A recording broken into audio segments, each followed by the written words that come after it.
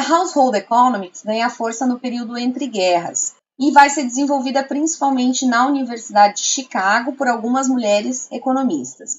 Em alguma medida, esse campo de estudo vai ter aderência com a Home Economics, no sentido de colocar a família como centro da análise e como agente econômico. Só que ela rompe com a Home Economics porque ela trata a família como uma substituta das atividades do mercado.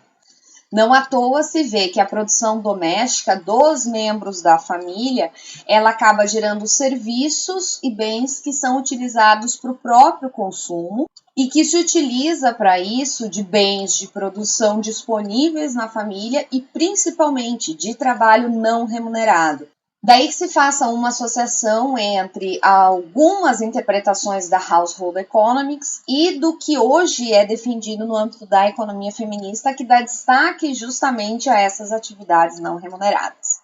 Ao ver a família desse modo, a Household Economics tenta romper com esse culto da domesticidade simplesmente pela análise da família como uma parte específica da análise microeconômica. E nesse campo de análise inclui, inclusive, críticas às formulações tradicionais da microeconomia e da necessidade de, muitas vezes, adaptar algumas de suas premissas ao contexto familiar.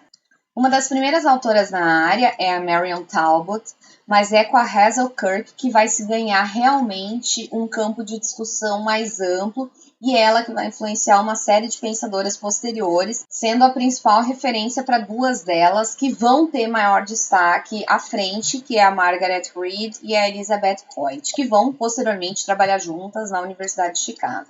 A Kirk, por exemplo, vai assumir que no âmbito familiar as preferências são endógenas, não exógenas.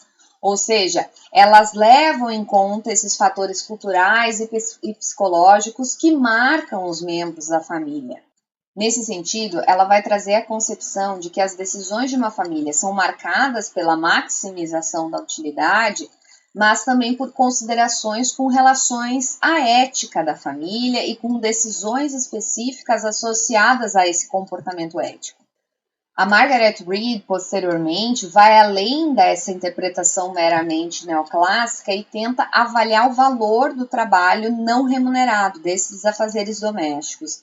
E daí vem um debate se ela seria ou não seria considerada neoclássica, porque em alguma medida ela se utiliza das concepções neoclássicas, em outra tenta trazer uma quebra dessas concepções ao tratar o trabalho doméstico como uma atividade importante para a geração de valor e que, portanto, deveria ser mensurado. E mais do que isso, associa esse trabalho doméstico a inserção da mulher na força de trabalho e como ele age negativamente sobre as mulheres. E diante da maior possibilidade das mulheres se inserirem no mercado de trabalho, já que muitos dos instrumentos jurídicos foram rompidos no sentido de limitar a sua inserção, e também pela própria escolarização maior das mulheres, acaba se criando um maior custo de oportunidade na criação dos filhos. E esse custo de oportunidade, associado com a restrição da mulher à esfera doméstica, acabaria promovendo uma redução da taxa de natalidade, que por seu turno promoveria uma maior oferta de trabalho feminino. Essa ideia associada a custo de oportunidade, natalidade, vai ser posteriormente utilizada pelo Mincer na teoria do capital humano, e não à toa a Reed vai ser referência para uma série de outros economistas que recuperarão as suas ideias e que vão realmente citá-la como uma grande referência da Household Economics. E passada a Segunda Guerra Mundial, uma vez que as mulheres já tinham ganho diversos direitos que tinham sido demandados pela primeira onda feminista, já tinham acesso à educação, já tinham acesso ao mercado de trabalho, inclusive em profissões liberais, é que começa a surgir a segunda onda do feminismo, como eu destaquei anteriormente. Nessa segunda onda, as concepções com relação ao feminismo serão completamente diferentes, porque não basta apenas diferenciar homens e mulheres no que cabe aos aspectos biológicos em relação aos direitos. A segunda onda vem como resultado principalmente do trabalho da Simone de Beauvoir no Segundo Sexo, para destacar questões associadas ao gênero e às construções sociais decorrentes dessa diferenciação biológica.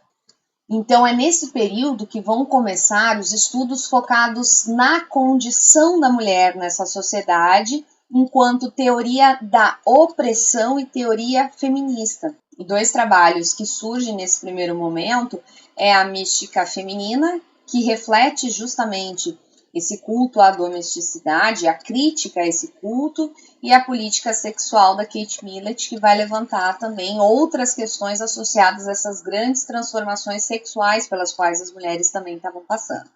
Paralela a essa segunda onda, nós temos trabalhos clássicos surgindo no âmbito econômico. Então, a gente teve no período entre guerras a publicação da teoria geral do Keynes.